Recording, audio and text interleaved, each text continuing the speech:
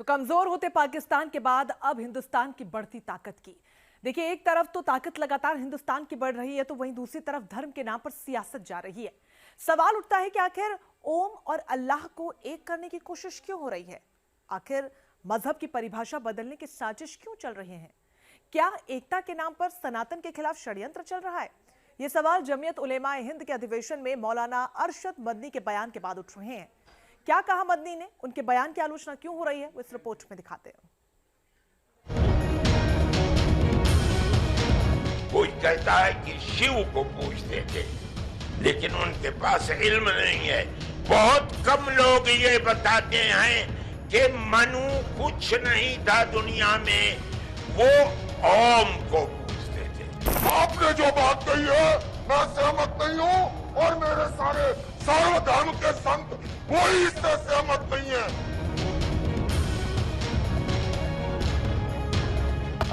मदनी की भड़काऊ माचिस, एकता के नाम पर साजिश। ये धरती इस्लाम की जाए पैदाइश है। मनु पर मदनी का तंज, संतों ने छोड़ दिया मंच।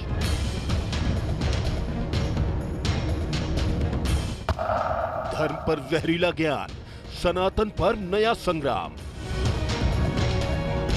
धर्म के ठेकेदारों का अलग फलसफा है। यहाँ नफा और नुकसान की ही गणित लगती है। चुनाव नजदीक हो, बैठने को मंच, मुंह के पास माइक और सामने जनता हो तो बोल डालिए कुछ भी, फिर चाहे समाज बट जाए, हिंदू मुस्लिम एकता को आघात लग जाए, कोई फर्क नहीं पड़ता। धर्म की ठेकेदारी चलनी चाहिए। बाबा, इन्हीं को तो हम अल्लाह कहते हैं। दिल्ली में जमीयत का अधिवेशन था। मौका था सभी धर्मों में सद्भाव कायम करने का, भाईचारे को बढ़ावा देने का, मोहब्बत के फूल खिलाने का, मुल्क में अमन का पैगाम देने का। लेकिन जमीयत उलेमाए हिंद के अध्यक्ष मौलाना अरशद मदनी ने मजहब की परिभाषा को ऐसा मरोड़ा कि बवाल हो गया। हमारा मजहब तो यही है कि हम तो अल्लाह को मानते हैं। दरअसल आरएसएस चीफ मोहन भागवत ने कहा था कि हिंदुओं और मुसलमानों के पूर्वज एक जैसे हैं, लिहाजा मदनी ने भी जवाब देने की ठान ली। मदनी ने कह दिया कि तुम्हारे पूर्वज हिंदू नहीं, मनु यानी आदम थे, और आदम मुस्लिम थे, क्योंकि वो सिर्फ एक अल्लाह को मानते थे। कोई कहता है कि शिव को पूजते थे, लेकिन उनके पास इल्म नहीं है। बहुत कम लोग ये बताते हैं कि मनु कुछ नहीं था दुनिया में, वो ओम को पूजते थे। मैंने कहा ओम कौन है? बहुत से लोगों ने कहा कि वो एक हवा है जिनका कोई रूप नहीं है, कोई रंग नहीं है, वो दुनिया में हर जगह है, हवा हर जगह है। उन्होंने आसमान बनाया, उन्होंने जमीन। मैंने कहा कि अरे बाबा, इन्हीं को तो हम अल्लाह कहते हैं। मजहबी श्रेष्ठता के यही विचार हैं जो हिंदुस्तान के समाज और सियासत में भूचाल लाते रहे हैं। मदनी के बयान का मतलब सनातन का अपमान नहीं तो क्या है? इस अपमान के खिलाफ मंच पर बगावत का बिगुल बजा दिया गया।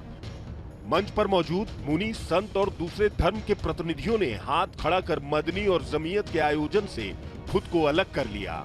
जैन धर्म की तरफ से शांति का संदेश देने पहुंचे जैनाचार्य लोकेश मुनि ने मदनी की मनु आदम अल्लाह वाली परिभाषा को सिरे से खारिज कर दिया और जमीयत के इल्जास में खलबली मच गई। आपने जो बात कही है मैं सहमत नहीं हूँ, और मेरे सारे सर्वधर्म के संत कोई इससे सहमत नहीं है। हम केवल सहमत हैं, आपस में मिलजुल कर रहे, और इसके सिवा ये जो कहानी ओम मन्नू अल्लाह उसकी औलाद, ये फालतू की बातें हैं। सारा पलीका लगा दिया। ये जितनी कहानी सुनाई है अल्लाह मन्नू ये वो, उससे 4 गुना कहानी मैं सुना सकता हूँ। अरशद मदनी के जहरीले बयान पर संत समाज की त्योरियां चढ़ गई हैं। सनातन को छोटा बताकर इस्लाम को शिखर बताने वालों का प्रतिकार शुरू हो गया है।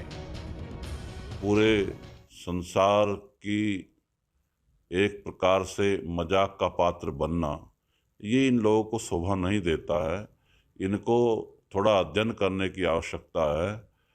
हिंदू धर्मावलंबी, क्योंकि सहिष्णु हैं सब लोग, इस देश में रहने वाले प्रत्येक व्यक्ति का हम सम्मान करते हैं, और सभी धर्मगुरु अपनी अपनी उपासना पद्धति का पालन करते हैं। वो करते रहे, हमें कोई आपत्ति नहीं है। लेकिन जो तथ्य है उनको तोड़ मरोड़ कर पेश न किया जाए। दरअसल देश में नफरती माचिस जलाकर सनातन के खिलाफ साजिश करने वालों का ये खेल नया नहीं है। इससे पहले भी अपने मजहब को दूसरे से पुरातन, दूसरों से श्रेष्ठ बताने की कोशिश होती रही है। अरशद मदनी के पहले महमूद मदनी ऐतिहासिक तथ्यों को तोड़ मरोड़ कर पेश कर चुके हैं।